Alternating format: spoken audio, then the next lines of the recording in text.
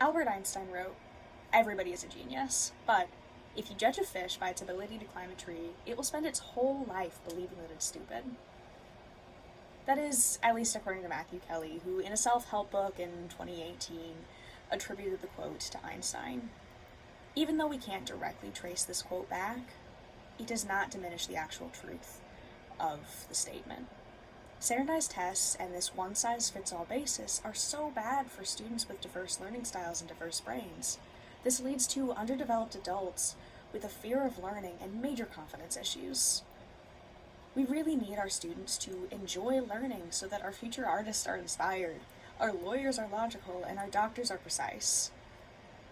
I specifically feel really impacted by standardized tests, and I lost my love of learning for a few years.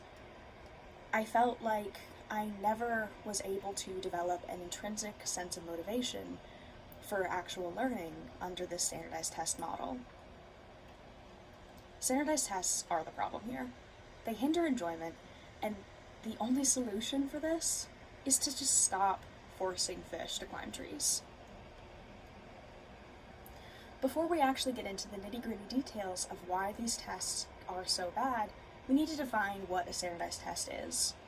The Glossary of Education Reform defines a standardized test as any form of test that requires all test takers to answer the same question or a selection of questions from a common bank of questions in the same way, and that it is scored in a standard, which makes it possible to compare the relative performance of individual students or groups of students.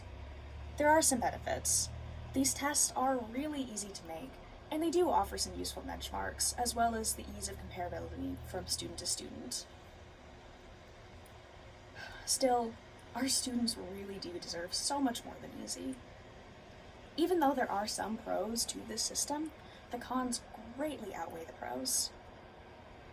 Despite the ease that is associated with these tests, they disadvantage students with neurodivergencies.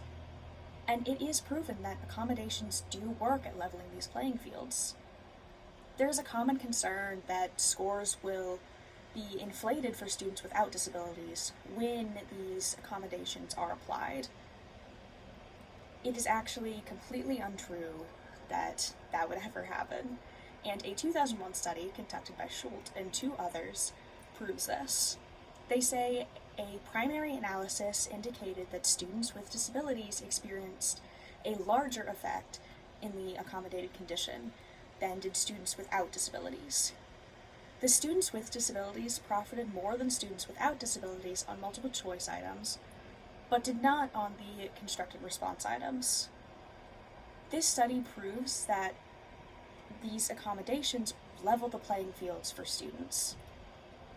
And apart from that, tests kill spirits across the board regardless of neurodivergencies and learning disabilities.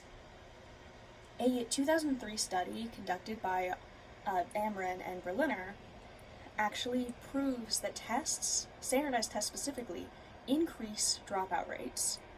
They say that, unfortunately, the evidence shows that such tests actually decrease student motivation and increase the proportion of students who leave school early.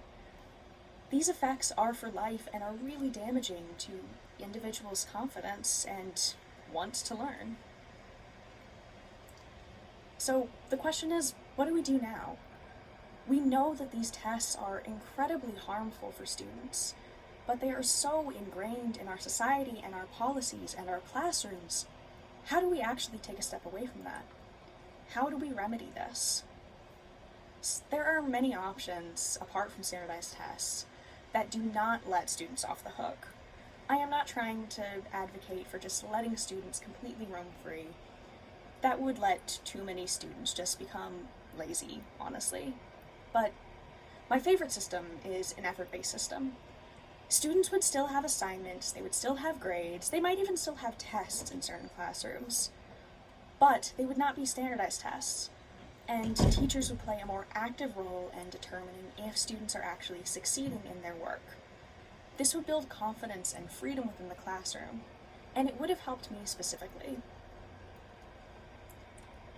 So, Anya Comentes from NPR says that professionals could take a big data approach, combining information from a number of different sources, long graduation rates, discipline, demographic information, teacher-created assignments, and eventually workforce outcomes.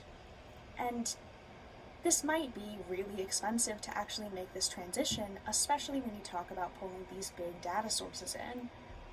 At the same time, the payoff for students would be priceless and immeasurable.